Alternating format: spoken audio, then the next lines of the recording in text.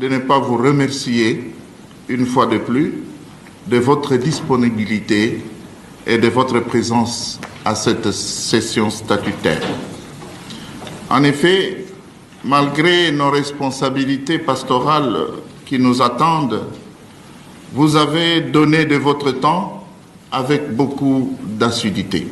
Comme à l'accoutumée, nos échanges se sont ouverts par l'analyse de la situation socio-pastorale en République démocratique du Congo, une situation marquée par l'insécurité récurrente dans certaines provinces de l'Est de la RD Congo, notamment dans les zones où s'affrontent les forces armées congolaises et leurs alliés avec l'AFC M23 appuyé par le Rwanda, tout comme à l'ouest par le phénomène Mobondo.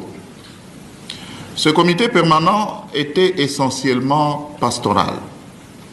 Nous avons reçu de nos 12 commissions épiscopales des rapports annuels, des informations et des dossiers pastoraux auxquels nous avons consacré du temps d'examen.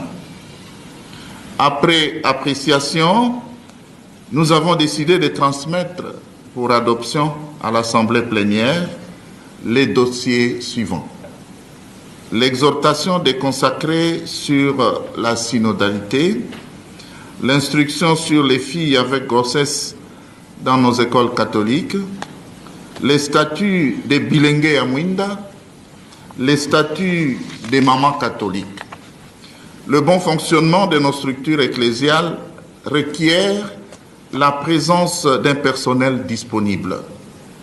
Raison pour laquelle, conformément aux échéances statutaires de la CENCO, nous avons procédé au renouvellement des mandats et à la nomination du personnel à certains postes. Il a ainsi plu au comité permanent de renouveler le mandat du secrétaire exécutif de la commission épiscopale Justice et Paix. Éminence, Excellences, frères et sœurs, il ne reste plus qu'à vous renouveler ma profonde gratitude pour votre disponibilité, preuve de votre attachement spontané à l'Église Famille de Dieu qui est en RD Congo. Nous ne pouvons que remercier le Seigneur de nous avoir conduits et éclairés par son esprit pendant ces assises.